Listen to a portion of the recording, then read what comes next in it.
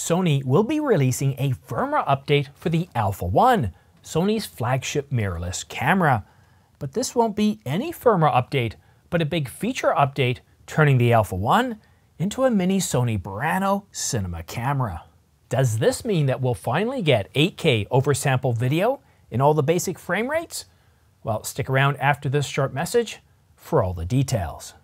But first, subscribe to stay up to date on the latest camera news. And for all the minor news stories, all those news stories not quite big enough to have their own separate video, follow me on X, formerly known as Twitter.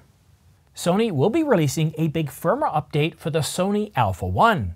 And according to Sony Alpha rumors, and if the rumors I'm getting are true, then the Sony one will be upgraded to a sort of mini Burano Cinealta camera. To put that into perspective, this is the Sony Burano. It's a $25,000 8K cinema camera, 8.6K oversample video capable of up to 30 frames per second. And that camera isn't even shipping right now. It will start shipping shortly.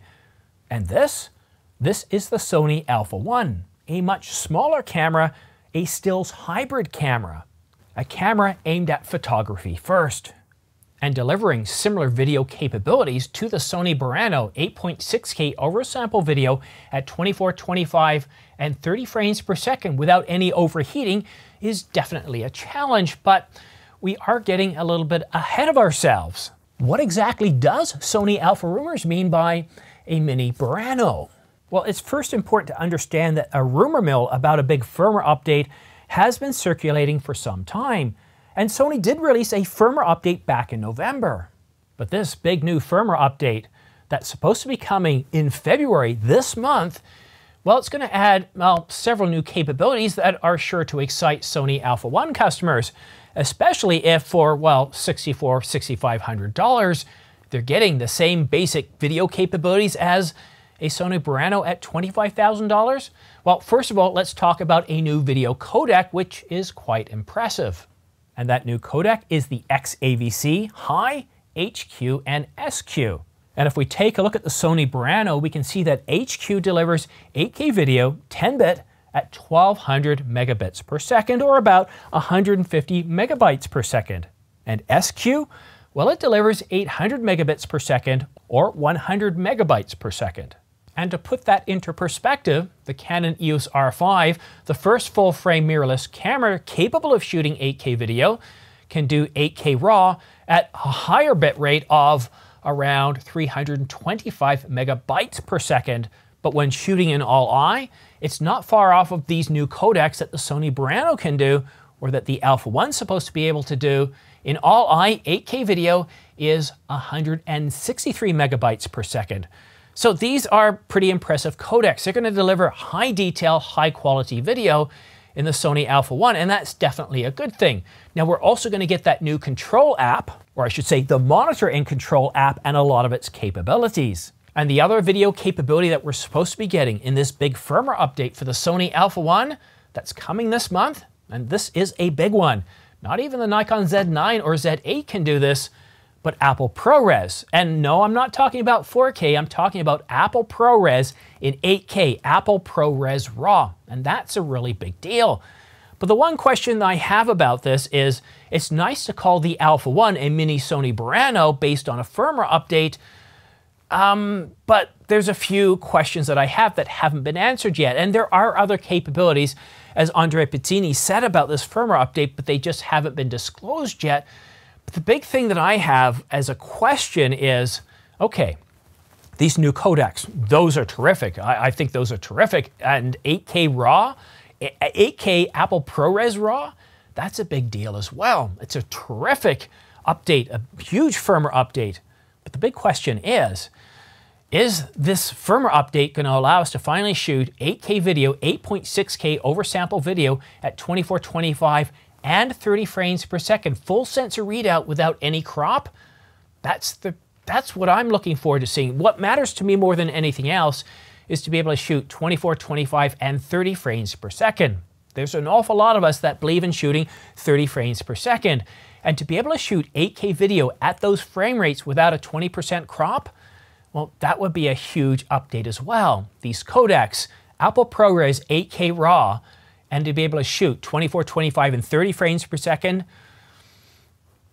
uncropped, that would be a huge update. But if we don't get that, then I think that's kind of a glaring omission. It's not really a mini Sony Burano. It's a good camera, but I think one of the challenges as well in this firmware update is updating the heat management capabilities, because the Sony Alpha 1 is a relatively small camera, and to be able to shoot 8K video, Apple ProRes RAW, and to be able to shoot it endlessly, that's going to pose some challenges, not in the tropics, but even in studio conditions like this, where it's around 72 degrees or around 22 degrees Celsius. I'm kind of excited by this firmware update, even if it doesn't deliver 24, 25, and 30 frames per second without a crop. These two codecs are really, really useful. But if I got to be honest with you, as a Sony customer, while I love the Alpha 1, to me it's more of a photography camera. For video, I'd much sooner look at an FX camera. The Sony Burano is a great camera, the Venice camera is great, but at a more affordable range, I'd be looking at the FX3. I think it's a terrific camera. But what we're really looking forward to in the Sony lineup, and for a lineup that has so many different cameras, there's one giant hole, and that's an FX 8K camera, like an FX version of the Alpha 1. And that's something we don't see. That's something we don't have any rumors over, and that's something that I think would be very exciting, especially with DJI coming out with the Pocket 3. They're coming in and competing with that low-end market, producing really incredible results. And if DJI starts upping that, coming out with cameras that start rivaling the mid to high-end tiers, such as, well, the Sony a7S III, the Sony a7 IV, or even the Alpha 1, I think Sony's going to be in trouble, as will Canon and Nikon, because DJI has been able to create something with this Pocket 3. While the detail may not be great for many, for anybody that's doing run and gun, that's covering conferences, that's covering action that changes on a relatively quick basis where you need to set up and get going quickly, the DJI is just terrific. Auto exposure and all that wonderful stuff. But either way, this big firmware update that's supposed to be coming this month, along with many other things, does look like it's going to, well, dramatically improve the capabilities on a video side for the Sony Alpha 1 and its customers. And it's a deep breath. I mean, finally, we're getting firmware updates from Sony on a regular basis for these high-end cameras, and that's a celebration. And Sony, thank you very much. We appreciate these updates, and please keep them coming. All right, so one thing I do want to bring up, though, I'm really surprised looking at the data that one thing I noticed is that only about 30% of you are actually subscribed to this channel. So you're still watching well into the video. Please do me a favor, go ahead and click that subscribe button. And another way you can help this channel out, if you're looking at purchasing gear such as, well, camera gear, lenses, accessories, then maybe, and if you're looking at purchasing them from Adorama, B&H, and Amazon.com, then consider using these affiliate links here. I have them in the description down below. I get anywhere from 2 to 12% back, and that money goes directly back into the company, back into the channel, helping me purchase new gear so I can do a better job of not only covering the news and forecasts of what we can expect to see in the next 6 to 12 months, but also actually shoot with this gear and own it instead of turning it back after 3 or 4 days, so I can tell you what it's actually like to live with a Canon EOS R5 over the last 3.5 years, what the overheating really means, is it overblown, what it means with certain firmware updates, with certain lenses, and I think that's more valuable to actually be able to shoot with stuff day in and day out, grab it off the shelf, the 100 to 500, the 200 to 800, to be able to shoot with them to say what they're like, because I think whenever you do a review over 3 or 4 days, it just doesn't, you don't know what it's, living with something, it's like when you were dating, when you were young, right? When you're going out on a date, everything seems great after the first few dates.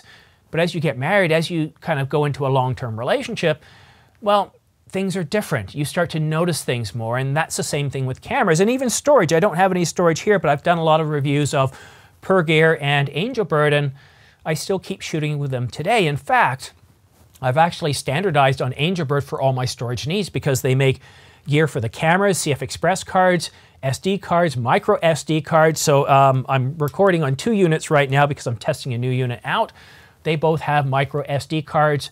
I'm editing off an enterprise class SSD from Angelbird as well. And of course, on my Ninja, I'm recording to an AtomX Angelbird as well. And it just helps when it comes to any support or anything like that. I'm going back to a single company. And I gotta say that after, what, 2-3 years of using Angelbird, I'm very impressed with the sales, service, and support. And they're a very innovative company. But going back to what I'm saying about doing reviews on camera gear, that's why I think it's so much more important to own the stuff, which takes an awful lot more capital than just borrowing it. Because I can go to Downtown Camera in Toronto and borrow lenses for a weekend, and I've done that. But one thing I learned very quickly is I finished the review, I returned the lens, and then I wanted to test something else out, or I heard something and I couldn't readdress it. So going forward, my plan is to buy as much gear as I can, and I think I'm going to be able to provide you better reviews, more solid reviews, and I can provide support. Well, not so much support, but if you've watched a review video and it's a year later, you can reach out to me and say, hey, what's it like still living with this? And I can tell you. But that's it for now. Have yourself a great weekend. Lots of news coming up. Can't wait to hear more about the Canon EOS R1. As I said earlier, we have a date. It looks like Canon's going to be doing some sort of announcement within a week, 7 to 10 days before CP+. From what I'm gathering at this point, my source didn't tell me what type of announcement it's going to be, but from what I'm hearing from other sources, it sounds like it's not going to be one where you can do a pre-order, but it's going to be some sort of, well, development announcement, teaser or press release, something indicating that the R1 is on its way. And of course, the R5 Mark II. We got stuff coming from Sony. Obviously, that's what this video is about. Stuff from Nikon, Panasonic. I think it's a good year. Sit back, relax, see what has to come. If you're frustrated with what your camera gear manufacturer is producing for you, sit back, relax. Don't make any huge decisions until you see what the competitors come out with, and even your own camera maker, and then make a decision. But that's it for now. Thank you so much for tuning in. We'll see you again soon.